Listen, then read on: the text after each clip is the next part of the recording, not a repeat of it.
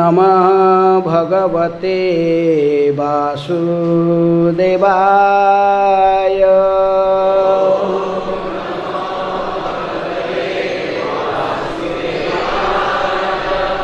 ॐ नमः भगवते वासुदेवाय।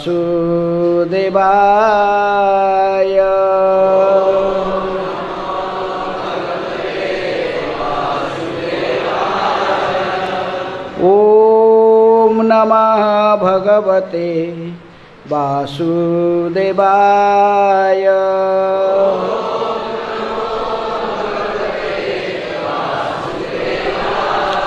नारायणं नमस्कृत्य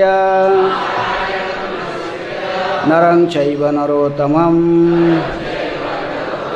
देवीं सरस्वतीं व्यासं ततो जयमुदीरये। नष्टप्रायेषु भद्रेषु नित्यं भागवत सेवया भगवते उत्तम श्लोके भक्तिर्भवति नैष्ठिके। कृष्ण सुधामुपगते धर्म ज्ञानादिभिः सह कलौ नष्टदृशामेष पुराणार्कधुना उदितः। श्रीमद्भागवत से पाठ पंचम स्कंध अध्याय 13 राजा राहुगण तथा जड़ भरत के बीच और आगे वार्ता 24 नंबर श्लोक। श्री शुक उवाच इति एवं उत्तरामातः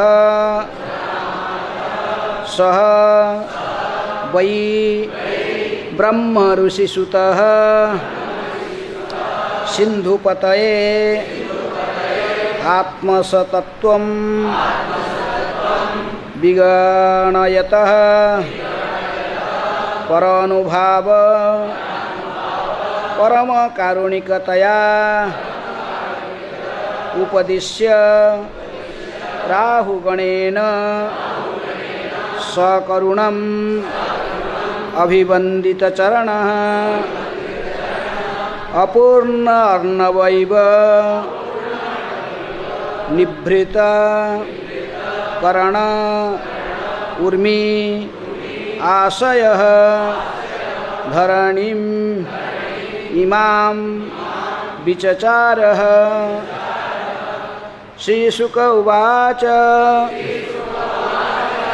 इत्येवमनुत् उत्तरामातस वै ब्रह्मर्षिसुत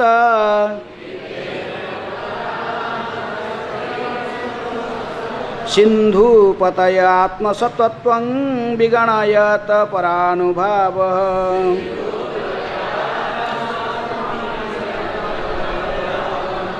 परम कारुणिक त्वया उपदिश्य राहुगणेन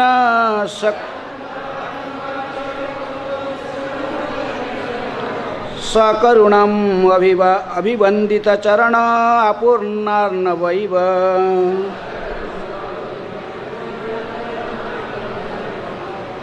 निभृत कर्णोर्व्यासयोः धरणीमिमां विचचार।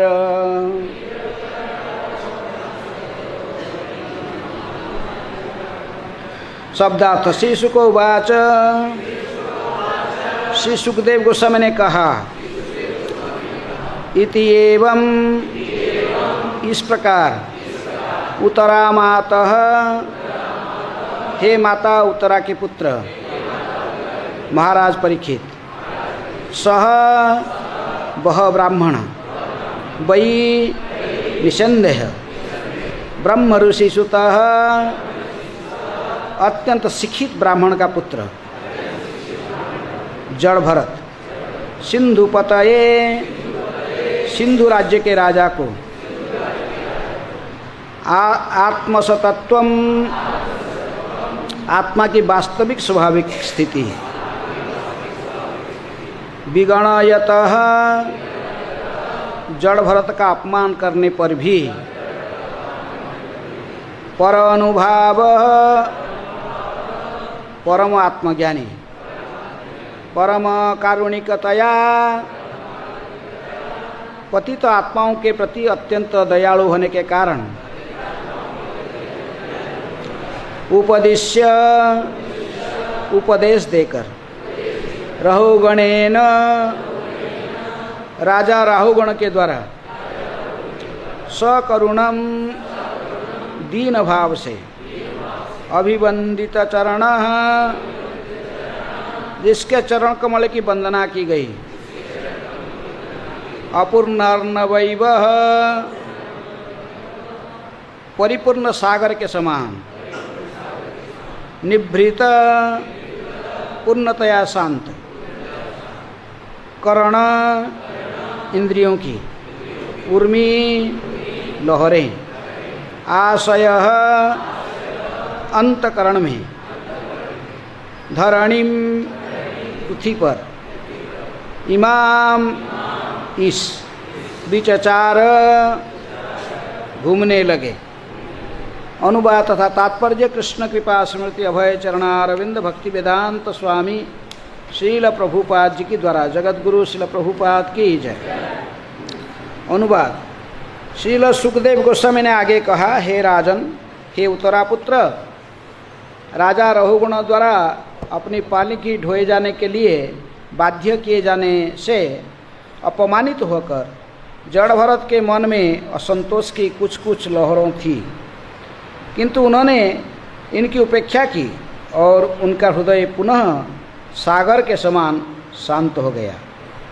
यद्यपि राजा राहुगण ने उनका अपमान किया, किंतु वे महान परमहंस थे। वैष्णव होने के नाते वे परम दयालु थे, अतः उन्होंने राजा को आत्मा की वास्तविक स्वाभाविक स्थिति बतलाई।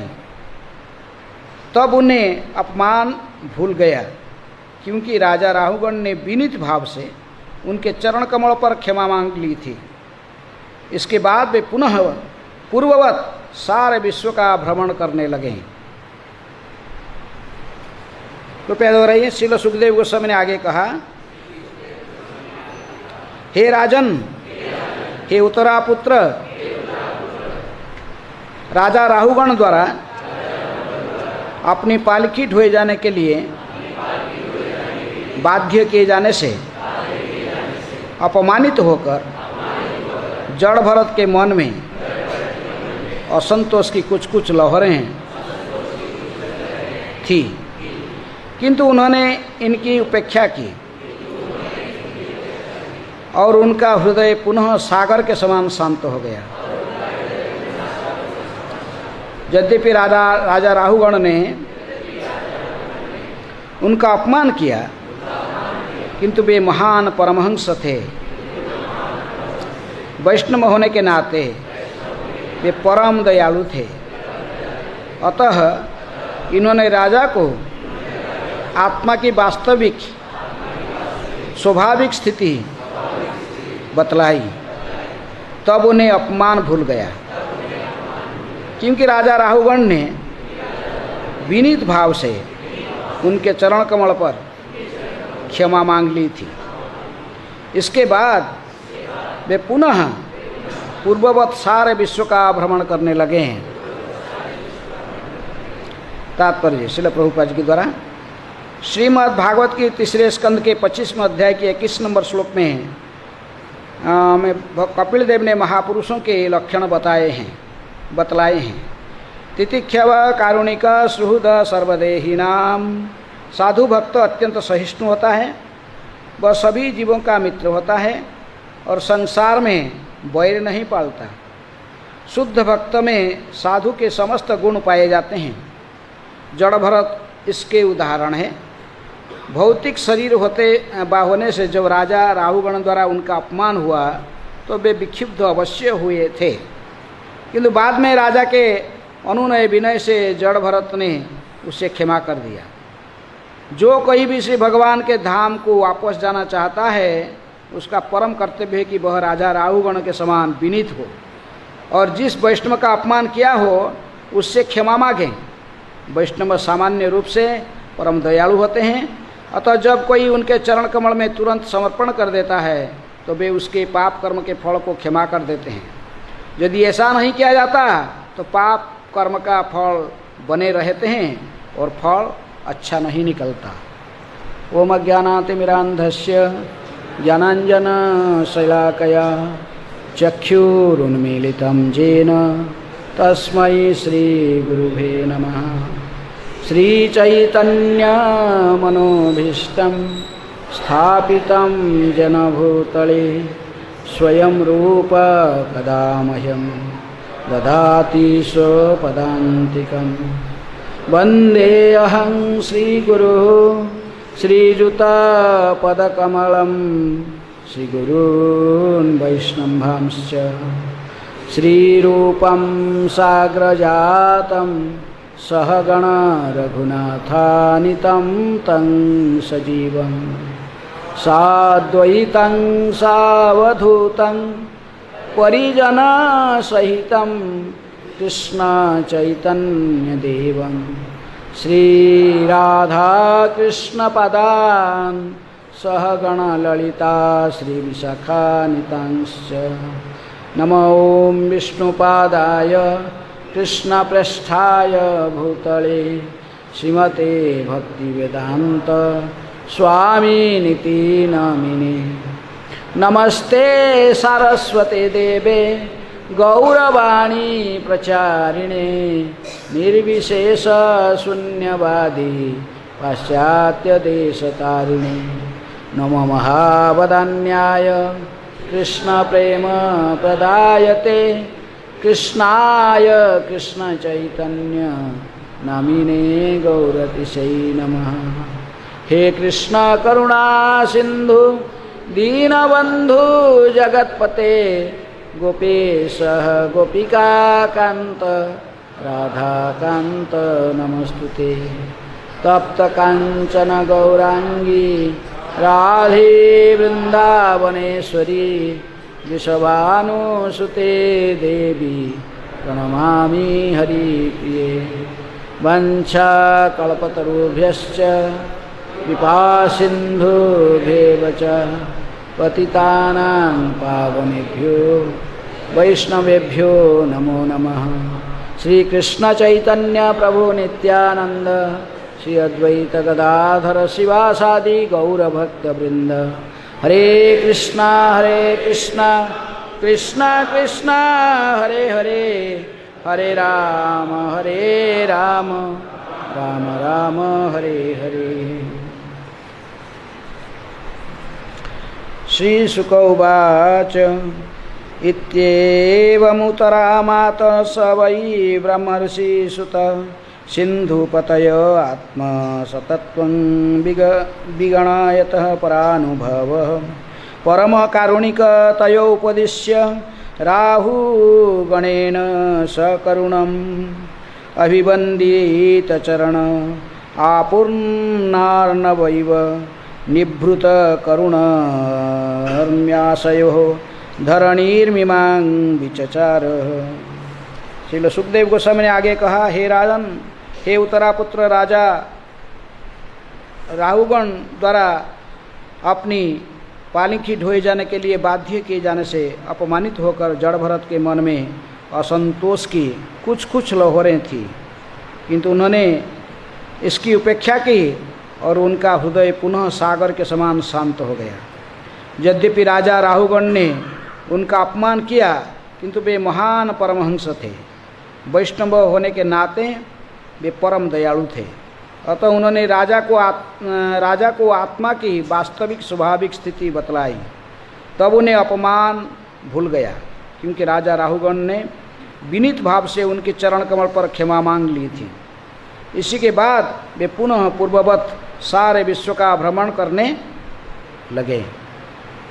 हरे कृष्ण। राजा राहुगण तथा जड़ भरत के बीच में बातचीत चल रहा, कई चैप्टर, पिछले 2 चैप्टर से भी चल रहा है। तभी ये दोनों के परिचय क्या है? जड़ ने राहुगण कौन थे? सिंधु प्रदेश है, सोवीर सिंधु व सोवीर के राजा थे। और जड़ भरत कौन थे? अयि भरत नाम राजा, भरत नामी राजा, जो कि पूर्व जन्म में स्वयं ऋषभदेव की भगवान ऋषभदेव की बड़ा पुत्र भरत ही थे, भरत महाराज थे, जो संपूर्ण विश्व को शासन किए थे।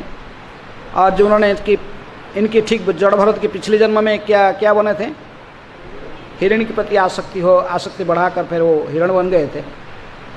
लेकिन इस जन्म में जब ये फिर उनको जो सुचिनांग सेमतांगे हे जोग भ्रष्ट अभिजायते हैं, यदि कोई भक्ति में प्रवेश करता है और किसी कारण से उस जन्म में पूर्ण सफलता प्राप्त नहीं कर पाता, तो अगले जन्म में इसको किसी सूचि संपन्न ब्राह्मण परिवार में या धनाढ़ परिवार में, धनी के परिवार में जन्म होता है। लेकिन प्रभुपाद जी कहते जो थोड़ा सा और अधिक भक्त करके 95% भक्ति किया है और 5% के लिए रह गया था, तो उसको फिर किसी भक्त के घर में जन्म मिलता है। प्रभुपाद जी कहते मैं और मेरे गुरु महाराज हम उसी कैटेगरी के हैं जो हमें भक्त के घर में जन्म लिए। भक्तियान सरस्वती ठाकुर के पिताजी थे भक्ति विनोद ठाकुर, और श्रील प्रभुपाद जी के पिताजी थे गौर मोहन दे, महान भक्त थे।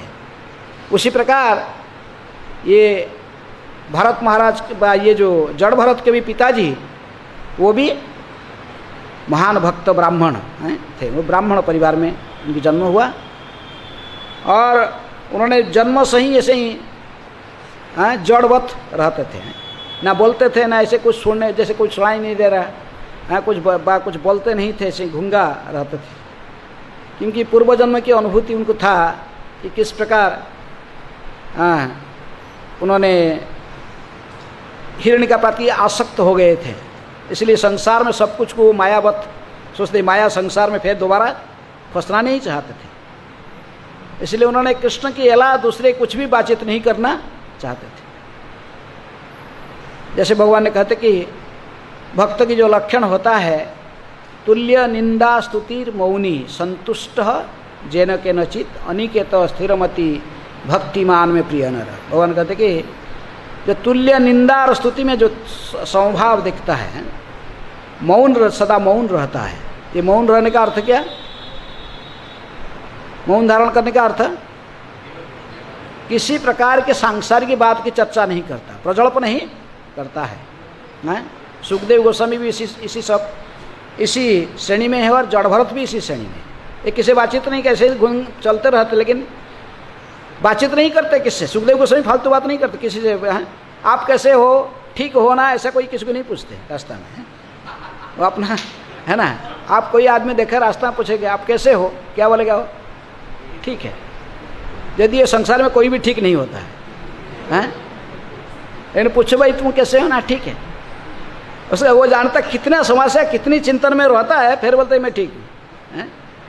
इस संसार में कोई भी ठीक नहीं होता है। दुखालयम अश्वासतम अनित्यम असुखो लोकम। तो इसलिए जो भक्त होते हैं दूसरे फालतू बातचीत नहीं करते हैं, लेकिन जड़वत का अर्थ है भौतिक चर्चा नहीं करते। लेकिन जब इनको कुछ बोलने का मौका मिलता है, सुखदेव गोस्वामी को परीक्षित महाराज को भागवत बोलने का मौका मिला, तो फिर कितना दिन तक बोलते रहे? 7 दिन 7 रात। बीच में थोड़ा रेस्ट कर रहे थे, खाना खा रहे थे। भगवत कथा श्रवण में और कीर्तन में बोलने में ऐसा आसक्ति है। 7 दिन 7 रात बैठ गए, चलते रहा बस। ना खाना ना पीना ना सब आहार निद्रा भय मैथुन, चारों से मुक्त जी, मुक्तात्मा।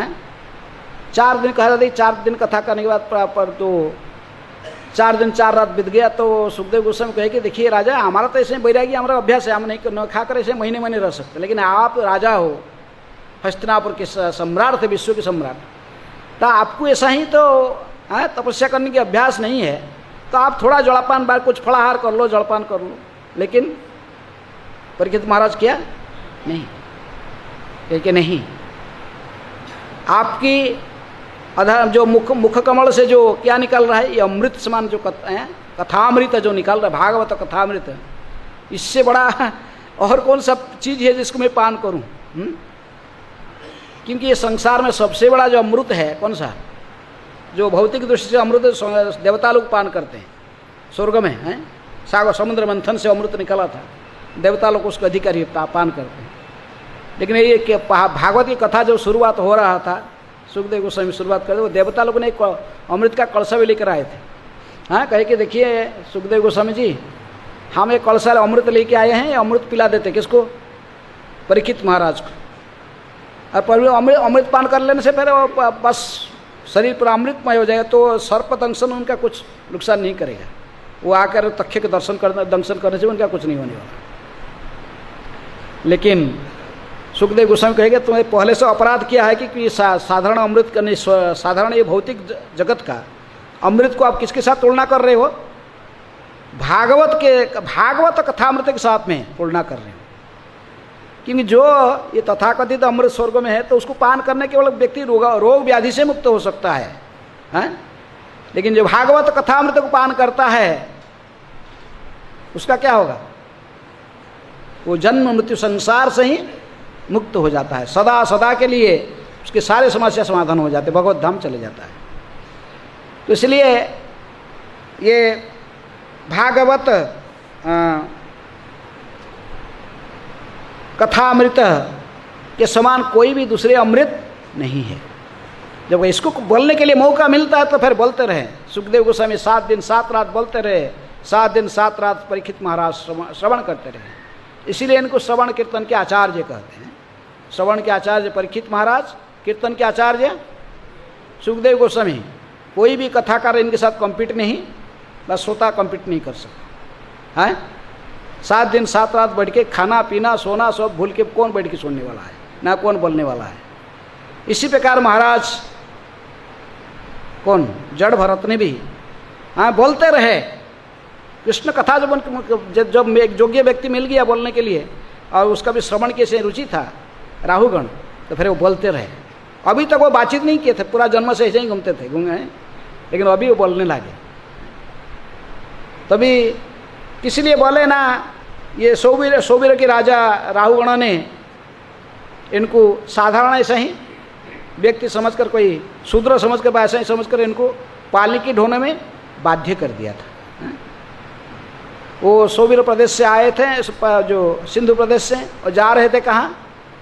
गंगा सागर जा रहे थे कपिल मुनि से कथा सुनने के लिए। कपिल देव जो सांख्य दर्शन के जो आचार्य हैं, तो भगवान के अवतार हैं, देवहूति पुत्र, उनसे जाकर कथा सुनना चाहते थे। रास्ते में तो वो राजा थे, लेकिन पालिकी में जा रहे थे, 4 लोग पालिकी को ढो रहे थे। तो एक का कुछ बीमार हो गया कि इसलिए वो न फिर तीसरे एक उस स्थान पर दूसरे पालिकी ढोने वाला ढूंढ के देखे कि ये व्यक्ति बहुत तगड़ा है। और वो तो अपने भाइयों से जैसे इनको रख दिए थे खेती में, पक्षियों को भगाने के लिए सही वहाँ पर खेती के जुगाड़ करते थे। तो उनको पकड़ के ले आए, बोले ये बहुत तगड़ा आदमी है, तो अच्छा है। लेकिन ये भी देख नहीं थे कि इतनी अंधे थे कि वो जनेऊ धारण किए थे। बाद में राहुगण को दिखाई पड़ेगा, जो गाली खाएंगे तब पता है तो चलेगा। लेकिन फिर भी उनको लाकर बाध्य किए। यदि वो किसी भी व्यक्ति को इसे बिना कारण से यदि पकड़ के इसे उसको अपमानित किया जाए तो उसको थोड़ा सा अवश्य क्षिब्ध, क्या वो अंतःकरण में क्षिब्ध होगा। तो इसलिए परीक्षित महाराज के नहीं, सॉरी, ये सुखदेव गोस्वामी कहते कि जब इनको बाध्य किया गया कि जान से अपमानित होकर जड़ भरत मन में असंतोष की कुछ लहरों थी। थोड़ा सा असंतोष इनको अनुभव हुआ था, इसमें कोई शंका नहीं है। लेकिन परमहंस होने के नाते वो थोड़ा सा क्षणिक, कोई महात्माओं को जो क्रोध होता है वो क्रोध कहते हैं 1 सेकंड रहता, बस इसके बाद वो शांत हो जाते हैं। इसलिए प्रभुपाद जी अपने वैष्णव के सद्गुण के बारे में पहले परिचय देते हुए, क्योंकि महाराज जड़ भरत कैसे थे न, तितिक्षव कारुणिका सुहृद सर्वदेही नाम अजात शत्रव शांत साधव साधुभूषण। ये साधु के शरीर में, साधु के चरित्र में ये सारे अलंकार दिखाई देते हैं। सबसे पहला साधु का जो गुण है तितिक्षव, सहनशीलता, टॉलरेंस। ये सहनशील होना चाहिए साधु। कैसे सहनशील होना चाहिए? तृणादपि सुनिचेन तरोरपि सहिष्णुना अमानिना मानदेना कीर्तनिया सदा हरि। वृक्ष से भी अधिक सहनशील, तृण से भी अधिक तुच्छ अपने को मानना चाहिए साधु। हैं तृण से हम कैसे अपने तुच्छ मान सकते हैं? आप देखते हैं बारिश के समय थोड़ा घास बड़े बड़े हो जाते हैं, हम जब चलते घास के ऊपर, घास तो ऐसे नीचे दब जाता, पूरे पैर के नीचे आ जाता। लेकिन थोड़े आगे जाकर जो घूम के देखोगे तो घास पर क्या हो गया? खड़े हो गया। इसलिए कल ऐसा नम्रता नहीं। तृण की यदि हम सोचते कि तृण सबसे नम्र है, लेकिन तृण भी ऐसा ही करता है। अर्थात आप सामने कोई आ गया तो प्रणाम कर दिया, बहुत अच्छा प्रशंसा है, मतलब प्रभु जी बहुत आशिफ, लेकिन थोड़े दूर आगे जाके फिर दूसरे कोई आ गया, उसका बताया सामने आ गया इसलिए प्रणाम किया, ये थोड़ी प्रणाम करने वाला था इसको। हैं फिर अपना ऐसे, तो ऐसे नम्रता को नम्रता नहीं कहते हैं। ऐसे तृण से, इसलिए कहते तृण से भी तुच्छ बन, आपने तुच्छ समझो। हैं वृक्ष से भी सहनशील बनो। वृक्ष इसलिए सब कुछ सहन करता है क्योंकि उसको प्रतिवाद करने की शक्ति है नहीं, इसलिए कर रहा है। प्रभुपाद जी कहते थे कि आशुतोष बोस जो बोटानिस्ट है, जिनके लेबोरेटरी में प्रभुपाद जी ने भी कुछ दिन मैनेजर थे, तो उन्होंने कहते कि इन्होंने एक थ्योरी लिखा है, बोटानिस्ट थे, तो उन्होंने एक यंत्र उद्भावन कर देखा कि वृक्ष को कुछ रिएक्शन होता कि नहीं। कोई हथियार लेकर, कोई कुठार लेकर व कुछ हथियार लेकर जाता वृक्ष को काटने के लिए, आज उसके पास जो आता वृक्ष की कुछ होता कि प्रतिक्रिया, वो मशीन बताता है, हाँ वृक्ष को प्रतिक्रिया होता है। वो अंतकरण से उसके जो सब नर्व से वो कंपनी लगता है वृक्ष अंतकरण से, भयभीत रहता है, लेकिन उसको कुछ करने का शक्ति नहीं है। लेकिन साधु को सभी कुछ प्रतिवाद करने की शक्ति होने पर भी वो सहन करते हैं। हरिदास ठाकुर को 22 बाजार में पिटाई करने पर भी कुछ नहीं बोले, प्रतिवाद नहीं किए, वरन कहते थे कि ये लोग जो कर रहे हैं ये अज्ञान है, नहीं जानते हैं, प्रभु इनको क्षमा कर दो। इसलिए ऐसे ही सहनशील होना चाहिए साधु। अर्थात एक गुण सारे जड़ भरत के चरित्र में है था, इसलिए प्रभुपाद जी इसको कोट तात्पर्य प्रारंभ से कहते कि साधु के चरित्र में कैसा गुण होना चाहिए। तितिक्षव, सहनशीलता पहला गुण है साधु। तितिक्षव कारुणिका, करुणा की भावना है। प्रभुपाद जी एक बार क्लास दे रहे थे, किसी कॉलेज में गए थे और प्रीचिंग कर रहे थे, तो उनको बता रहे थे कि आधुनिक जो प्रकृति में एक सभ्य जगत, सभ्यता, मनुष्य सब आर्य संस्कृति में 4 वर्ण और 4 आश्रम होते थे, और समाज में यदि ऐसे ही पूरा समाज को विभाजित 4 भाव से किया जा सकता है, ब्राह्मण, क्षत्रिय, वैश्य, शूद्र, इंटेलेक्चुअल क्लास, वॉरियर क्लास और मार्केंटाइल क्लास और वर्किंग क्लास। हाँ कहते ऐसे प्रभुपाद जी व्याख्या कर रहे थे, कहे कि फर्स्ट क्लास ब्राह्मण है, फर्स्ट क्लास क्षत्रिय, सेकंड क्लास, थर्ड क्लास वैश्य, फोर्थ क्लास शूद्र। तो जो स्टूडेंट लोग जो थे बड़ा मजाक कर रहे थे प्रभुपाद जी को देखें, बोले Swami ji yes yes we are you first class, you Brahmin you first class, we Shudra fourth class, ये Swami ji we are fourth class, ऐसे मजाक उड़ा रहे थे। प्रभुपाद जी ने कुछ बोले नहीं, बड़े गंभीर में थे। हाँ शांत रहे। जब उन्होंने बोल बोल के पूरा चुप हो गए, शांत क्या, पहले टीचर ने बार बार क्या शांत, तो प्रभुपाद जी ने कहे कि actually I am not even qualified to become fourth class, मैं चौथा श्रेणी का शूद्र बनने की भी योग्य नहीं हूँ। मैं ये चारों जातियों की, चारों की सेवक है। मैं ये first class, second class, third class, fourth class जो बोला, वैष्णव इनका भी सेवक होते हैं, इसलिए वो दास कहते हैं अपने को। इसलिए प्रभुपाद जी कहे कि मैं तो 5th क्लास हूँ, मैं 4th क्लास बनने की भी योग्य नहीं हूँ। ये चारों क्लास, चारों श्रेणी जो समाज में रहते हैं, ब्राह्मण, क्षत्रिय, वैश्य, शूद्र, इनकी भी सेवक हूँ।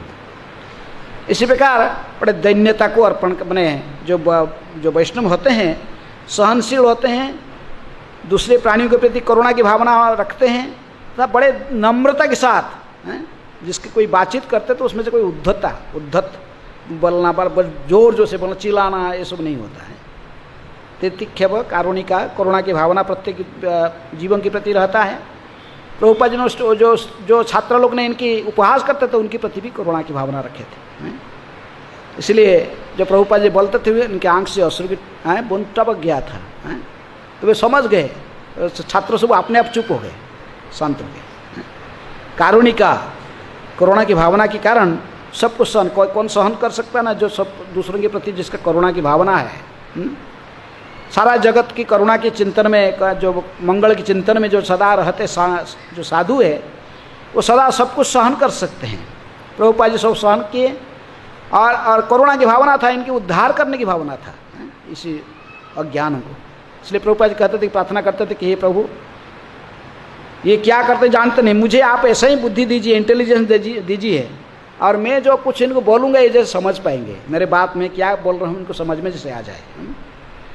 इसलिए साधु के चरित्र में सहनशीलता रहता है, प्रत्येक जीवों के प्रति करुणा की भावना रहता है, पर दुखी दुखी होते हैं, समस्त प्रत्येक जीवों की एकमात्र सुहृद मित्र, तितिक्षव कारुणिका सुहृद सर्वदेही नाम। साधु सभी के मंगलाकांक्षी, भगवान स्वयं कहते कि सुहृदम सर्वभूतानाम ज्ञानत्वमांग शांतिरुच्यति। उसी प्रकार उनके जो महान भक्त शुद्ध भक्त होते हैं, उनके चरित्र भी एक गुण रहता है, शुद्ध। इसलिए प्रभुपाद जी कोई भी पत्र लिखते थे, पत्र के अंत में क्या लिखते थे? Your ever well wisher, your ever well wisher. किसी भी स्थिति में मैं आपके शुभाकांक्षी हूँ। वैष्णव कभी किसी की अमंगल चिंतन कर ही नहीं सकता, और सदा उनकी कल्याण की चिंतन करता है प्रत्येक प्राणी के। इसलिए योर एभार वेल विशर, जैसे कृष्ण भी सबके एभार वेल विशर हैं, उनके शुद्ध भक्त भी सभी के एकमात्र वेल विशर होता है सबको। हम ऐसे नहीं लिख सकते पत्र के अंत में कि हमारे पास में ऐसे ही करुणा की भावना नहीं है जैसे प्रभुपाद जी के पास था। प्रभुपाद जी कहते थे कि तुम्हारे एक मैं एभार वेल विशर, केवल कहते नहीं थे, उनके जीवन में, उनके अंतकरण में इसी प्रकार भावना था, तो इसलिए वो ऐसे लिखते थे। सुहृदम सर्वदेही नाम, अजात शत्रु, वो इनके कोई शत्रु नहीं होते हैं वैष्णव का, किसी को शत्रु मानता ही नहीं। यदि भी कोई उनकी शत्रुता करता है उसको अपने शत्रु नहीं मानता है, सदा शांत रहते हैं भक्त, और जो कुछ कार्य उनकी शास्त्र के आधारित पर है, शास्त्र के निर्देशन के पर होता है, साथ वो कुछ मनमानी से कोई कार्य नहीं करते। इसलिए इसी प्रकार परमहंस श्रेणी के वैष्णव थे जड़भरत जी, और राहुगण उसके बारे में अपरिचित थे। साधु को कोई बाह्य आवरण देखकर भी पहचानना संभव नहीं है। जड़भरत जी अवधूत के समान थे, लेकिन महान संत थे, उन्हें पहचान नहीं पाया, इसलिए ताकड़ा देकर बस उनके लिए पालिंग के ढोने में लगा दिया था, जानबूझकर नहीं लगाया था। कौन? राहुगण। उनकी स्थिति को जब वो बोलना शुरू किए तभी उनको पता लगा। इसलिए कोई साधु को यदि पहचानना चाहते हो तो कैसा पहचानना चाहिए? भक्ति सिद्धांत सरस्वती ठाकुर कहते यदि साधु को पहचानना चाहते हो कैसा पहचानोगे? कान से उसे सुनो, पहले से सुनो वो क्या बोलता है, आप उसे श्रवण करने से आपको पता लगेगा कि किस श्रेणी के साधु है, इसके साधु हैं, असली इसकी परिचय आपको प्राप्त होगा। राहुगण को भी वही स्थिति हुआ, जब वो सुनना प्रारंभ किए, जड़ भरत जब श्रवण करना प्रारंभ किए तो पता लगे, तुरंत पालिंगी से उतारे और नीचे गिर पड़े उनके चरण कमल में। इसलिए जब भी यदि वो जड़ भरत के मन में थोड़ा सा प्रारंभ से उनको दुख हुआ था कि इन्होंने इस प्रकार इनको लाकर पालिंगी ढोने में लगा दिया, लेकिन परमहंस होने के नाते बहुत जल्दी से जल्दी ये भावना उनसे चला गया है। लेकिन साधारण व्यक्ति क्रोधित होगा तो क्या होगा? ऐसे ही जैसे अभी राहुगण को, राहु ने जड़ भरत को लगा दिया पालिंगी ढोने में राहुगण, ऐसा ही एक बार स्वर्ग के राजा इंद्र की अनुपस्थिति होने के कारण नहुषक को, महाराज नहुषक को थोड़ा दिन बना दिए थे राजा। कहाँ का? स्वर्ग के राजा बना देते नहुषक। और नहुषक बन गया था राजा, तो उन्होंने कहा कि इंद्र की पत्नी को मिलना मुझे।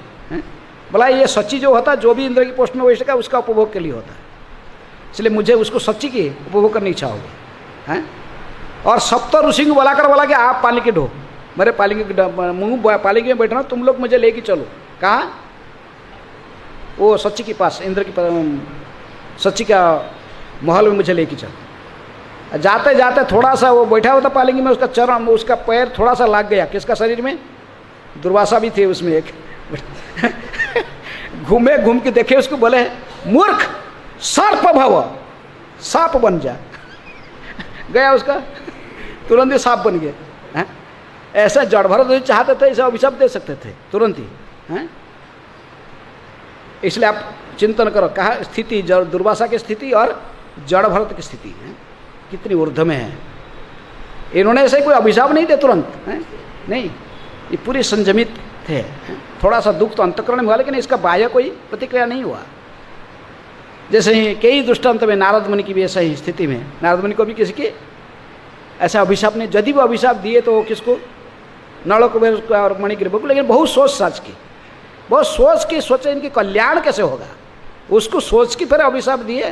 बोले वृक्ष बनो, जो नंगे रहने की सदा इच्छा है, जब वृक्ष बन के रहो, लेकिन रहो कहाँ, गोकुल में बन के रहो, नंद भवन में वृक्ष बनो। ये कोई अभिशाप होता है? ये तो आशीर्वाद है।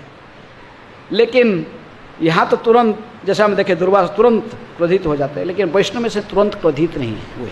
वह जड़ भरत ऐसा ही स्थिति में नहीं थे। यदि इनको अपमानित किया गया, हैं, राहुगण कहे कि तुम इतने मोटे सोटे, बहुत कर आप तो पहले से वो सुन चुके हैं, सीमित समय में डिटेल नहीं चर्चा की जाएगी, लेकिन फिर भी इनको कितनी प्रकार के कटु वचन में राहुगण संबोधित करने पर भी उन्होंने बड़े शांत भाव से, जब इनको उत्तर दे रहे थे क्रोधित होकर ऐसे नहीं, बड़ा मुस्कुराते हुए, उनके मुख से मुस्कान था, पूरे शांत भाव से ब्रह्मभूत स्थिति में थे। ब्रह्मभूत प्रसन्नात्मा न सोचती न कांक्षति सम सर्वेषु भूतेषु मद्भक्ति लभते पराम।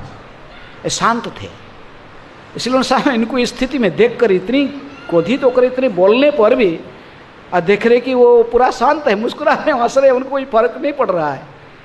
और इनको उस पर आत्मज्ञान की शिक्षा दिया है कि राजन आप जो बोले सही है लेकिन मैं तो ये शरीर नहीं हूँ, मैं आत्मा हूँ।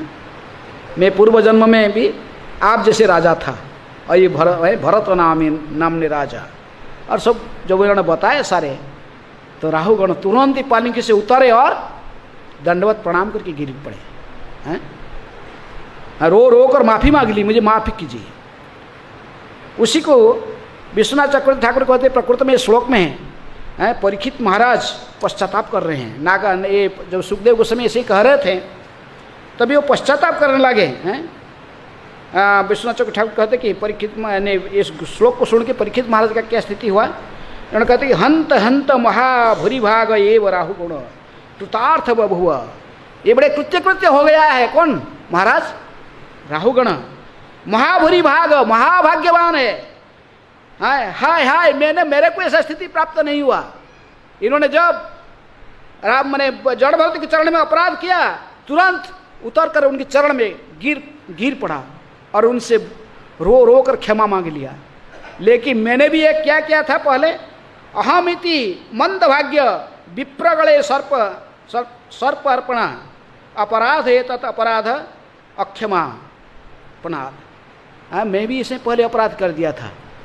महाराज परीक्षित को अपना कर्म पर में स्मरण आ रहा है। उसके इस प्रकार समीक ऋषि के गले में क्या डाल दिए थे? सांप डाल दिए थे। लेकिन मैंने क्षमा नहीं, ये अपराध के लिए मैं पश्चाताप करके जाके क्षमा नहीं मांगा था। लेकिन ये बुरी भाग, कितनी भाग्यवान है महाराज राहुगण। इन्होंने यदिओ पालकी ढोने में लगा दिए जड़ भरत को, बाद में उनके चरण कमल में गिर करके क्षमा मांग लिए। लेकिन मेरा पास मैंने ऐसा ही नहीं कर पाया। मैंने ऐसा नहीं कर पाया। मेरा भी यही कर्तव्य था। जब सांप डाल दिया था तो तुरंत जाकर उनके चरण कमल को पकड़े फिर माफ़ी मांगना था। मेरे भाग्य में ऐसा नहीं हुआ। इसलिए उन्होंने कहते कि महाभूरि भाग राहुगण बड़े महाभाग्यवान है। अपराध करना ये स्वाभाविक होता है बद्ध अवस्था में। इसलिए कहते कि कमिट मिस्टेक इज ह्यूमन। ये मनुष्य को मिस्टेक सब कुछ ना कुछ त्रुटि करना बद्ध अवस्था में स्वाभाविक है। लेकिन त्रुटि करना जितने स्वाभाविक, इसी प्रकार यदि कोई क्षमा प्रार्थना करता है उस त्रुटि के लिए, वो महान है। इसलिए यदि कोई गाली देता है वो व्यक्ति बड़ा नहीं होता है। बड़ा कौन होता है? सहन करने वाला।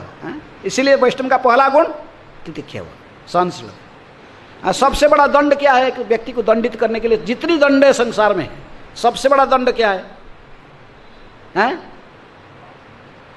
यदि किसी व्यक्ति को आप दंडित करना चाहते हो, कई प्रकार के दंड है। सूली तक है ना, पाप माने प्राण दंड तक है, और कई प्रकार के दंड है। लेकिन जो प्रकृति में दंडित करना चाहता किसको, सबसे बड़ा दंड क्या है?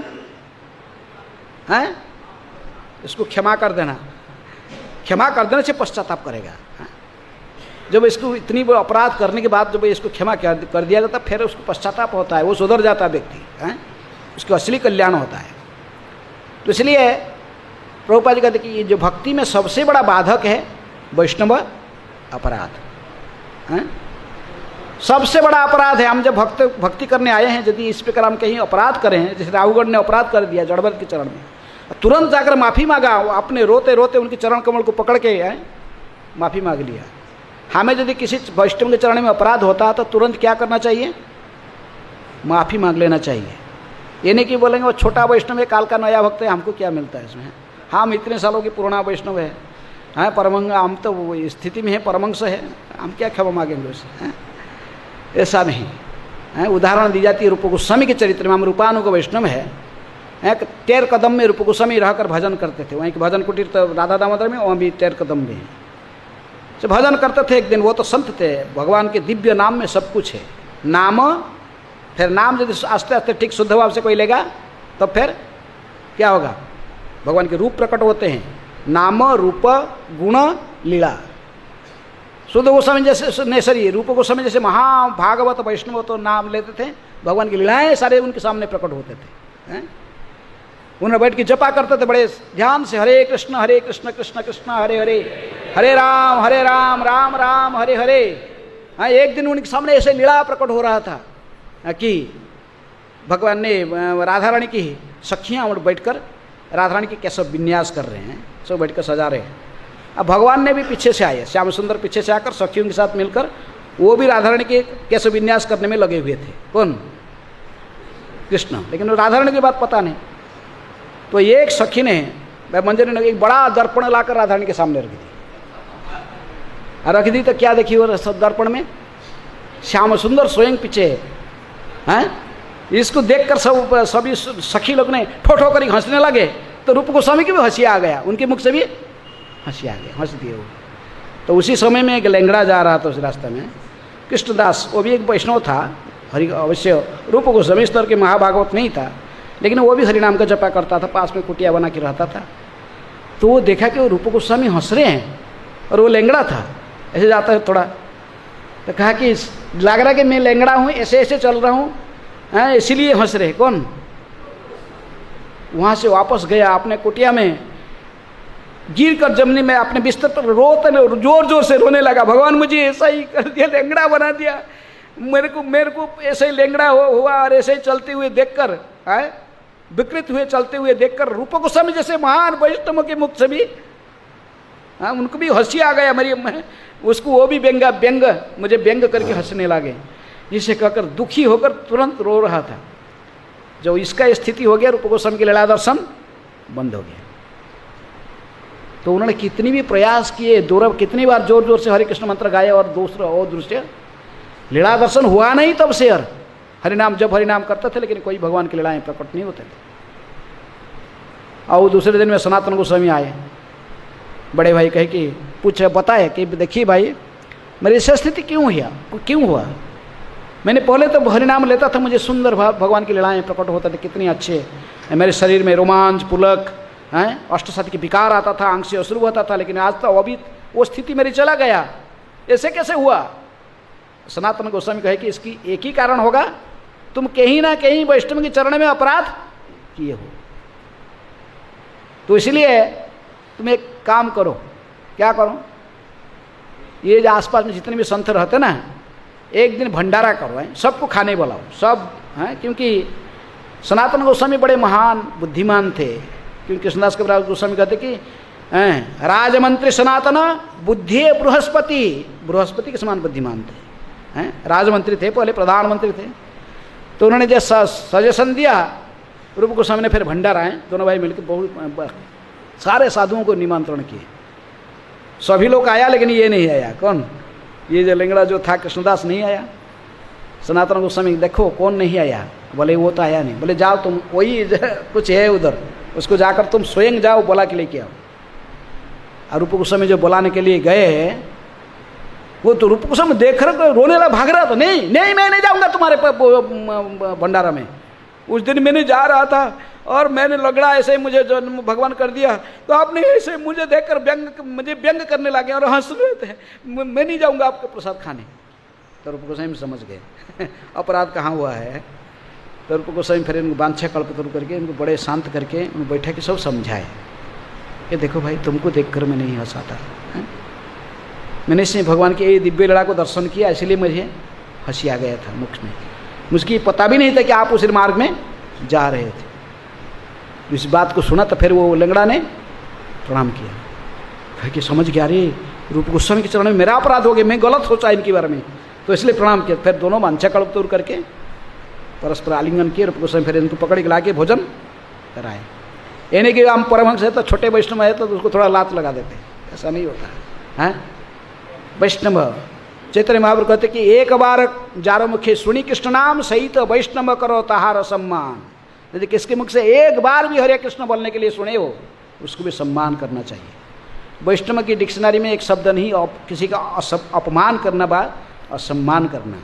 वैष्णव बड़े चिट्ठी तक भी क्षुद्र जीव को भी सम्मानित करते हैं, किसी के अनिष्ट अहित नहीं करना चाहते हैं। जैसे ही जड़ भरत की उदाहरण जैसे पालिंग ढो रहे थे तो ये सारे समाज से क्यों हो गया, क्योंकि चिट्ठी से चल रहे थे तो चिट्ठी के ऊपर पैर नहीं रखना चाहते थे, चिट्ठी को भी कष्ट नहीं देना चाहते थे, उसकी अंदर में परमात्मा को भी दर्शन करते थे। स्थावर जंगम देखे न देखे तार मूर्ति सर्वत्र है इष्ट देव स्मृति। मुर्गारी जब पहले तो अधा मारा करके जीवों को अधा मार के वो चिल्लाते थे छटपटाते थे, बड़ा आनंद ले रहा था। जब भक्त नहीं था अभक्त था, जब भक्त बन गया नारद जी इसको भक्त बनाए। दोबारा नारद जी ने इसको देखने दर्शन पर्वत मुनि के साथ दर्शन करना देखने आते थे कि अच्छा भक्ति कर रहा है। नारद मुनि को दूर में देखकर प्रणाम करना चाहता था लेकिन नीचे से वो चुटी है, अपने उत्तरी से चीटियों को पहले साइड कर करके प्रणाम बड़े सतर्कता से करता था। तो इसलिए वैष्णव इसी प्रकार होते। वैष्णव चरण में यदि अपराध करोगे भगवान क्षमा नहीं करते। हरि स्थाने अपराधे तारे हरि नाम, तुमा स्थाने अपराधे नाही परित्राण। अम्बरीश महाराज को नहीं सॉरी दुर्वासा को कहे थे, भगवान ने भी कहे वैकुंठ में, क्या कहे? साधव हृदयमयं साधुनां हृदये तु अहम मत अन्यते न जानन्ति नाहं तेभ्य मनागपि। मेरे भक्त सदा मेरे हृदय में निवास करता है, मैं भी सदा मेरे भक्त के हृदय में निवास करता हूँ। मेरे भक्त मेरे अलावा और कुछ नहीं जानता है, मैं भी मेरे भक्त के अलावा दूसरे कुछ नहीं जानता हूँ।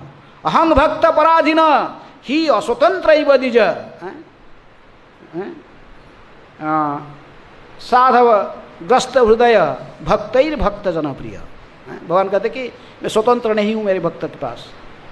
यदि मुझे स्वतंत्र कहा जाता है, स्वराट कहा जाता है भागवत की पहला लाइन में, जन्मादस्य जत इतरत चार्थेषु अभिज्ञ स्वराट, स्वतंत्र कहा गया। लेकिन मैं स्वतंत्र सब जगह चलता है, भक्त के पास नहीं। अहंग भक्त पराधीन ही अस्वतंत्र, मैं स्वतंत्र नहीं हूँ भक्त के सामने। मेरे भक्त तो मुझे प्राण से भी अधिक प्रिय हो। तो भक्तों की बात क्या, भक्त ही भक्त जनप्रिय। जो भक्त को आश्रय करने वाला जो होते हैं वो भी मुझे प्राण से भी अधिक प्रिय होते हैं। इसलिए वैष्णव चरण में अपराध भगवान क्षमा नहीं करते हैं। यदि और दूसरे सारे को क्षमा करते, लेकिन यदि किसी वैष्णव के चरण में अपराध होता है, प्रभुपाद जी कहते हैं कि उसी के पास में जाके क्षमा मांगना पड़ता है। जैसे ही इन्होंने क्षमा मांग लिया, कौन? महाराज राहुगण ने जड़ भरत के चरण में दो अपराध किए, तुरंत उनके चरण में गिर कर क्षमा मांगे। और वैष्णव बड़े दयालु होते हैं, ये भी क्षमा कर देते हैं। लेकिन क्षमा मांगना हमारा धर्म है। यदि आप क्षमा नहीं मांगे, उसको नेग्लेक्ट कर दिया, तो आपको वैष्णव अपराध के फल भोगना पड़ेगा। आप कभी भी शुद्ध भक्ति नहीं कर सकते हो। आपके अंतःकरण में कृष्ण के प्रति प्रेम कभी भी उद्रेक नहीं होगा यदि आप वैष्णव अपराधी है। चैतन्य महाप्रभु यहाँ तक उदाहरण दिखाए कि आपने माँ की, सच्ची माता को, जो महाप्रकाश लीला में सभी को प्रेम वितरण कर रहे थे, तो सभी श्रीवास ठाकुर की आपने माँ को भी तो बोला इनको भी प्रेम प्रदान करो। महाप्रभु कहे कि उसको नहीं, सभी को प्रेम प्रदान करूंगा, ये सच्ची को नहीं। मेरे माँ होने पर भी वैष्णव अपराधी नहीं है। सब भड़क में नहीं है, वो कैसे अपराध करेगी? हैं, वो आपकी माँ है जिसे जो इन्होंने आपको गर्भ में धारण की, पूरे नहीं। इसका अपराध किसके चरण में है? अद्वैत के चरण में है। क्योंकि ये जो मेरा बड़ा भाई चैतन्य में बड़ा भाई विश्वरूप संन्यास लेके चले गए। सच्ची माता कभी कभी ऐसा ही मन में सोच रही थी कि ये जो अद्वैत है मेरे बेटा को बेकार कर दिया है, इसको क्या पाठ पढ़ाया और घर बार छोड़ के संन्यास लेके चले गया, क्योंकि उसके जाता था अद्वैत आचार्य जी के पास में पढ़ने के लिए। इसी कारण से किसी वैष्णव की बारे में सोचना, जैसे आप जानते हैं कि विश्वनाथ चक्रवर्ती ठाकुर कहते कि माधुर्य जी कादम्बिनी में छह क्रियाओं से हमारे अपराध बनता है। हंति, निंदंती, द्वेष्टि, नभिनंदंती, क्रुध्यंती, जानती न हर्षम, दर्शने पतनानि सत। ये क्रियाओं के माध्यम से वैष्णव के चरण में अपराध बनता है। इससे मुक्त रहना चाहिए। यदि भक्ति में हम आगे बढ़ना चाहते हैं, इन अपराधों से मुक्त रहना चाहिए। हैं, कभी कभी जान से वैष्णव को मारने के लिए सोचते लोग हैं। ऐसे ही नहीं कि कोई ऑर्डिनरी व्यक्ति मारता है। कितने लोग कहते, कितने साधु भी आजकल सब ये काम करते हैं। लेकिन वहाँ तक भी जब सेमंतक मणि के केस में शक्राजित को मर्डर कर दिए, कौन कौन मिलके 3 लोग जुड़ गए थे उसमें यहाँ तक कि अक्रूर भी जुड़े हुए थे। अक्रूर जी और कौन, कृतवर्मा, शतधन्वा जी की प्रैक्टिकली मारा है। कभी कभी ऐसे होता है। हिरण्यकशिपु ने वध करने प्रयास कर रहा था, किसको, प्रहलाद को। ऐसे ही किसी जान में मार डालने व मारने के लिए प्रयास करने अपराध बनता है। हंती, निंदंती, पहला नाम अपराध है वैष्णव की निंदा करना। वैष्णव के कुछ छिद्र देखकर उसका दूसरों के पास, सबके पास बोलना, उसके निंदा करते रहना, ये ऐसा है। ये ऐसा था, पहले ऐसा ही था, अरे अभी बड़ा महान बन गया है। ऐसा कोई माने उनके दुर्गुण को दूसरों के पास बताना, निंदा करना है वैष्णव निंदा। हंती, निंदंती, द्वेष्टि, द्वेष करने से किसी लिए व्यक्ति निंदा करता है क्योंकि द्वेष करता है। वो इतना बड़ा बन गया क्यों, इतना लोग उसको सुनते हैं, मेरा कोई नहीं सुन रहे हैं। व्यक्ति के मन में द्वेष आता है किसके प्रति, वैष्णव के प्रति। द्वेष करने से अपराध बनता है। द्वेष करना हमारा स्वभाव है। मत्सर, निर्मत्सर, मत्सर। भागवत को कौन पढ़ सकता है, भागवत को कौन समझ सकता है? परम निर्मत्सराणाम सताम। जो परम निर्मत्सर है, ऐसे सत्पुरुष ही भागवत के अधिकारी है। तो इसलिए हम किसी के हंती, निंदन, द्वेष करने से, वैष्णव के प्रति द्वेष करके ही उनकी अपमान व उनकी निंदाओं को फैलाने से, उनकी बदगुण को फैलाने से अपराध बनता है। हंती, निंदंती, द्वेष्टि। रूप गोस्वामी कहते कि गंगा जल के समान वैष्णव सदा प्रिय और हमने सदा पवित्र रहते हैं। गंगा जल में भी कभी कभी बारिश के समय में क्या आता है, बुदबुदू, फेण, पंकही, ये सब गंदे चीज बहते हैं। कभी कभी मरा हुआ भैंस भी बह के जाता है, कहीं सब बह के जाते हैं, लेकिन फिर भी गंगा की जल पवित्र रहता है। साधु संत फिर भी गंगा में डुबकी लगा के अपने को पवित्र मानते हैं। इसी प्रकार कभी कभी संतों के चरित्र में कुछ बदगुण, जैसे अक्रूर के चरित्र में देखिए, ये जुड़ गए इनकी मर्डर केस में। हैं, किसका, ये शक्राजित का है, सेमंतक मणि में केस में। लेकिन फिर भी अक्रूर जी को हम एक भक्ति का एक अंग के आचार्य मानते हैं, बंधन के हैं। तो इसलिए ऐसे वैष्णव के पास में कभी कभी होने पर ये हमारा काम नहीं उनकी समालोचना करना है, ये ऐसा है, ऐसा ऐसा है। सभी के अच्छे गुण को देखना है। मधुमक्खी की तरफ मक्खी बनकर गंदगी को नहीं फैलाना है। यहाँ गंदगी फिर दूसरी जगह फिर बैठते रहे, फैलाते रहा, ये हमारा कर्तव्य नहीं है। इसलिए हंती, निंदंती, द्वेष्टि, न अभिनंदंती। वैष्णव को देखकर अभिवादन नहीं करने से, कोई वैष्णव आ रहा है देखकर उसको तुरंत अधिकार के आधार पर सम्मानित करना चाहिए। जैसे रूप गोस्वामी ने हमको शिक्षा दिया है उपदेशामृत के 5 नंबर श्लोक में कि जो 3 प्रकार वैष्णव, प्रथम श्रेणी, द्वितीय श्रेणी या तृतीय श्रेणी के वैष्णव को हम कैसे कृष्ण तेजस्य गिरित मनसा आद्रियत। यदि कोई भगवान के नाम ले रहा था लेकिन उसका आचरण अच्छे नहीं है, अभी तक वो कई बदगुण से भरा हुआ, रेगुलेटरी प्रिंसिपल फॉलो नहीं कर रहा, लेकिन फिर भी हरे कृष्ण गा रहा है, देखकर प्रसन्न हो जाना चाहिए और उसका आदर देना। हरे कृष्ण तुरंत मन में उसका आदर करना चाहिए, प्रणाम करना है। लेकिन यदि कोई दीक्षास्ति चेत प्रणतिभिश्च भजन्तमीशम, यदि दीक्षित प्रामाणिक गुरु से दीक्षा लिया है, मड़ा जप रहा है, भागवत कक्षा में आ रहा है और ऐसे रेलवे, तो फिर इसको पंचांग प्रणाम करना चाहिए, घुंटन लगा के पंचांग प्रणाम। आगे बढ़कर यदि निंदा आदि है शुश्रूषया भजन अभिज्ञ अनन्य मन्य निंदा आदि शून्य हृदय ईप्सित संगलब्ध्वा। जी निंदा आदि शून्य हृदय उसी को उत्तम अधिकारी कहते हैं। ऐसे व्यक्ति की सेवा करना चाहिए, उनकी शरणागत हो जाए, उनके पास में नम्रता से बैठकर भागवत को श्रवण करना चाहिए हैं। जो निंदा चुगली की परे हैं, सभी कोई 2 लाख नाम भी कर रहा है बैठ के राधा कुंड में, लेकिन यदि दूसरे की निंदा करता तो उत्तम नहीं माना जा सकता है, उत्तम वैष्णव नहीं माना जा सकता। उत्तम वैष्णव के मुख्य लक्षण रूप गोस्वामी कहते कि निंदा आदि शून्य हृदय, निंदा आदि शून्य हृदय है, ईप्सित संगलब्ध। ऐसे वैष्णव के संग में भागवत की चर्चा श्रवण है करना चाहिए। तो इसलिए ये सब कहते कि यदि कोई सम्मानित नहीं करता वैष्णव को अपराध बनता है। कोई जब वैष्णव सामने आ रहा है उसका अधिकार कम से कम तो हर्षित हो जाना देखकर, कोई तिलक कंठी धारण वैष्णव आ रहा है हरे कृष्ण, बड़े खुश हो जाना चाहिए हैं। यदि ये नहीं करता वैष्णव को देखकर, हम साधारण देखते ना, तो रास्ते में कोई आ रहा, कोई व्यक्ति वरिष्ठ वैष्णव प्रभुपाद डिसाइपल बा कोई सन्यासी आ रहा, देख रहे तो अरे वो सामने आ गया, वही प्रणाम करना पड़ता, तुरंत घूम के और कहीं न देखे देखा नहीं जैसे कुछ अभिनय करने लगा, नहीं तो कोई दूसरे मार्ग में निकल जाना है। ये अपराध हो जाए, किसी व्यक्ति को सम्मानित नहीं करने से अधिकार के आधार पर अपराध बनता है। कहते कि न अभिनंदनती क्रुध्यंती, वैष्णव के ऊपर क्रोधित होने से, जैसे ये राहुगण क्रोधित हो गया किसके प्रति, जड़धरती का कारण में क्रोधित हो रहा था, क्योंकि उसका पालकी में बैठने में थोड़ा दिक्कत आ रहा था, उसको इधर उधर हिल जाता था, क्योंकि ये तो चिट्ठी के ऊपर पैर भी नहीं रखते थे हैं, इसलिए पालकी ढोने में पालकी हिलता डुलता था राजा को, इसलिए क्रोधित होकर बोलने लगा, क्रोधित होकर बहुत कुछ बोला। किसको हैं? जब क्रोधित होकर हम किसी वैष्णव को कहते हैं तो वो अपराध बनता है। वैष्णव प्रति क्रोधित होने से अपराध बनता है। क्रुध्यंती, क्रोधित नहीं होना, वैष्णव के प्रति क्रोधित होने से अपराध बन जाता है। क्रुध्यंती जानती न हर्षम दर्शने पतनानिशत, ये सब कारण से अपराध बनता है वैष्णव के चरण में। इसलिए वैष्णव को ये सब अपराध से बचने के लिए प्रयास करना है। यदि भक्ति में हम आगे बढ़ना चाहते हैं, भगवान के चरण में प्रेम प्राप्त करना जीवन का लक्ष्य है, तो फिर हमें प्रेम अपमार्थ महान, ये महान पुरुषार्थ प्रेम को प्राप्त करना चाहते हैं राधा कृष्ण के चरण में, ये सब अपराध से बचना है।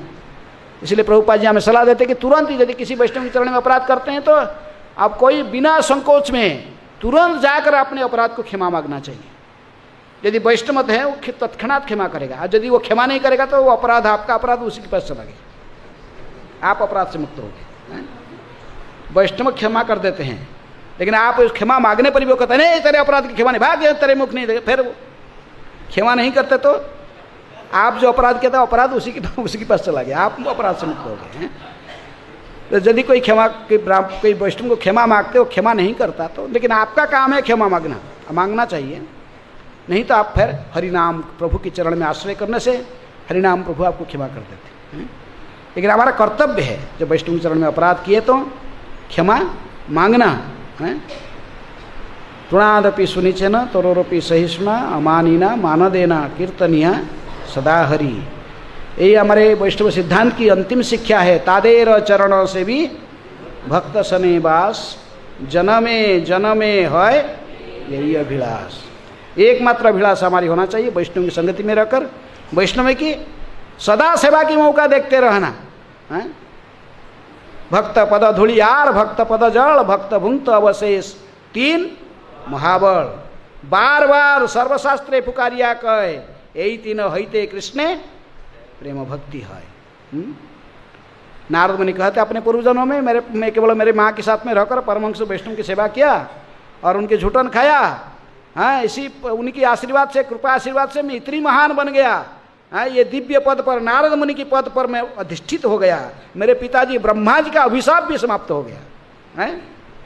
वैष्णव की कृपा बिना छाड़िया वैष्णव सेवा निस्तार पाइछे के, वैष्णव की कृपा के बिना कोई उद्धार नहीं हुआ है संसार में। इसलिए सदा ये मौका देखें हम कैसे वैष्णव की सेवा करेंगे। तादेर चरणों से भी भक्त सनिवास, हाँ, जैसे भागवत चैतन्य भागवत में उदाहरण दी गई है।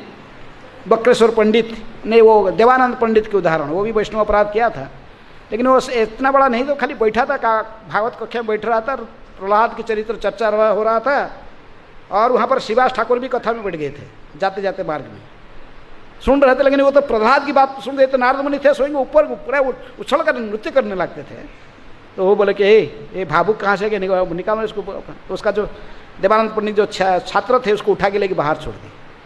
देवानंद पंडित कुछ स्वयं कुछ किया नहीं, लेकिन बैठा था आसन में, चाहता था तो रुक सकता। अपने छात्र बोला नहीं ये बैठो, आओ आप महात्मा आप भी बैठो सुनो, ये कह सकता, लेकिन ये नहीं कहा, इसलिए उसको अपराध लग गया।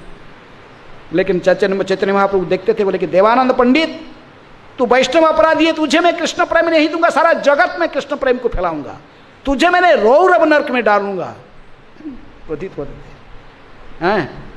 लेकिन वो फिर बक्रेश्वर पंडित की सेवा करके फिर कि बक्रेश्वर पंडित वहाँ पर उपस्थित थे, सुने कि महाप्रभु कहते इसको रौरव नरक में डालेंगे, ये कैसा। तो उसको बड़ा करुणा हो गया, दया में उसका हृदय पिघल गया। वो सोचा मैं नहीं, इसको मैं कैसे भी उद्धार करूँगा। इसलिए बक्रेश्वर पंडित जब वो भावना ले ली कि मैं इसको उद्धार करूँगा, महाप्रभु की भावना चेंज हो गई है। वो आए जानबूझकर आकर वही देवानंद पंडित के घर के सामने नृत्य करते करते मूर्छित होकर गिर पड़े उधर। और देवानंद पंडित तुरंत इनको उठा के लेके घर में गया, उनकी बहुत सेवा किया है, उनको पानी पिलाया, उनके सजाए अच्छे, इनके पैर को पद संवाहन किया, इनको बहुत। तो उठे जब उन्होंने बक्रेश्वर पंडित, तुरंत आशीर्वाद दे दिए, तुमको कृष्ण के चरण में प्रेम प्राप्त हो जाए, कृष्णे मतिरस्तु। देवानंद पंडित तुझे कृष्ण के चरण में प्रेम मिल जाए। अभी महाप्रभु बोले कि क्या करूं, हैं? अब मैं बोल रहा था इसको रौरव में डालूंगा, लेकिन मेरे भक्त की वचन को रक्षा करूंगी, मेरे वचन रक्षा करूँ। भगवान अपने भक्तों की वचन को रक्षा करते हैं, स्वयं के वचन को टाल देते हैं। तो इसलिए सदा भक्तों की सेवा की मौका देखो है। यदि भक्तों की महान वैष्णव की सेवा करके किसी आशीर्वाद लिया है, आपको प्रेम प्राप्त हो जाए, फिर वो उसको भगवान कुछ नहीं कर सकते, आपको प्रेम प्राप्त ही हो गया। इसलिए कहते कि छाड़िया वैष्णव सेवा निस्तार पाइछे के हैं। इसलिए वैष्णव की सेवा करो और वैष्णव के साथ में रहो, यही हमारा दर्शन है। तादेव अंतिम दिनों में प्रभुपाद जी ने से कहा करते थे। उनकी जब ये उनके गुरु भाई लोग ने कभी आते थे, किंचन कृष्णदास बाबा जी महाराज आते थे, प्रभुपाद जी तुरंत परस्पर में आलिंगन करते थे, दोनों रोते थे ये लाइन कह के, तादेर चरणों से भी भक्त सनेवास, जन्म में है यही अभिलाष। भगवत धाम जाएंगे, क्या करेंगे उधर, उधर ही करेंगे। वहाँ पर भी ऐसे ही भक्तों की संगति में हैं, नित्य मुक्त भगवान के शुद्ध भक्त वहाँ रहते हैं। वहाँ भी ये भक्तों की संगति में रहकर उनकी सेवा करना, यही भावना। जब तक हमारा मन में यही भावना नहीं होता, भगवत धाम नहीं जा सकते। क्या करोगे जाएगी उधर, वहाँ जाना तो यही करना पड़ेगा ना, वहाँ सारे भक्त हैं। भक्तों के बीच में आपको रह के सदा भगवान की गुण कीर्तन, नाम कीर्तन, उनकी सेवा हैं। भगवान कहते कि मतोधिक, मेरा भक्त की सेवा मेरे से भी बड़ा है, मेरे भक्त मेरे से भी बड़े होते हैं। हरि स्थान अपराधे तारे हरि नाम।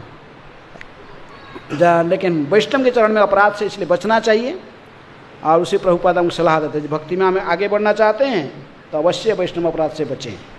ये उदाहरण से हम सीखें महाराज राहुगण से। उन्होंने किस प्रकार, यदि वो अपराध करना स्वाभाविक, हमारा कुछ अपराध कर लिए, तुरंत ही इनको पता जब लगा जड़ भरत की स्थिति को, चरण में गिर कर, बिना संकोच में चरण कमल में गिर कर रो कर माफ़ी मांग लिए। ऐसे हमें सदा वैष्णव अपराध से रहित होना चाहिए यदि भक्ति में आगे बढ़ना चाहते हैं। हरे कृष्णा कृष्ण कृष्ण हरे हरे, हरे राम राम राम हरे हरे। हाँ, प्रभु जी एक प्रश्न है कि जैसे श्रद्धा भी कथा में आता है, इंद्र भगवान ने अपने गुरुदेव के चरणों में प्राप्त किया, बृहस्पति देव के चरणों में, लेकिन जब वो दोबारा क्षमा मांगे तो वो थे ही नहीं। क्षमा मांगा कहाँ, क्षमा मांगा ही नहीं, वो तो चले गए थे। और भेंट भी नहीं हुआ, इंद्र का भेंट भी नहीं हुआ है गुरु से।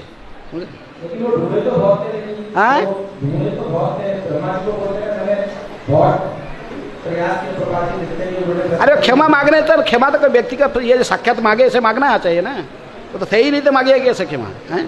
क्षमा मांगे ही नहीं इंद्र, क्षमा मांगना चाहिए ना।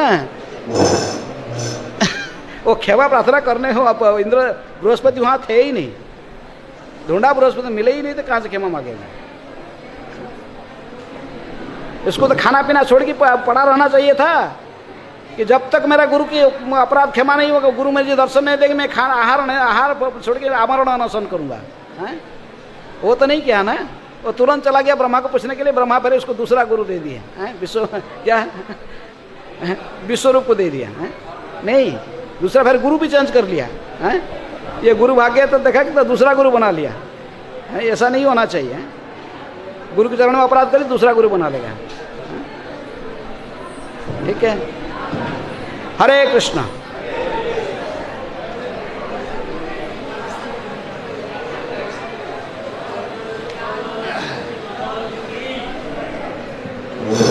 प्रसाद कहाँ है? हैं?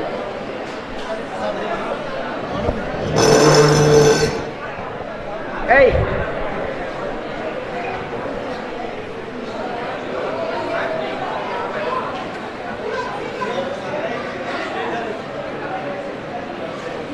कौन है? कौन है पीछे? इतना लेट में लाते हो प्रसाद? हैं? प्रसाद इतना लेट में लाते? जो प्रभु लाते थे ना वो भी लाते नहीं। मेरा प्रश्न था कि ऐसे वैष्णव अपराध कर वैष्णव अपराध कोई किया, लेकिन उसका जैसे राजा रघुवंश जैसे रो के हृदय विगलित हो गया, तो ऐसा अगर नहीं होता है तो इस फॉर्मेलिटी जाके बोल रहे नहीं, वैसा नहीं हुआ। जैसे दक्ष मांग लिया, जैसे दक्ष ने शंकर जैसे मांग लिया अपराध क्षमा, तो उसका स्थिति ऐसा नहीं था रावण की तरह। इसलिए फिर आगरा जन फिर आया, फिर जन फिर आके फिर नारद जी के चरण में अपराध किया। पहले शंकर जी के चरण में किया, फिर तीसरे 2 मनोत्तर, फिर 1 मनोत्तर, फिर आया, फिर आगे फिर अपराध। हृदय से नहीं होगा? नहीं, ऊपरिया होने से नहीं। भगवान जानते हैं, आप भगवान इसको देखते हैं दिल में क्या है, बाहर को भगवान नहीं देखते। भगवान को ठग नहीं सकते, भगवान सब जानते हैं। पूरे हृदय से दिल से ही रोना पड़ेगा, ऐसा नहीं कि दिखवा कर नहीं। फॉर्मेलिटी जैसे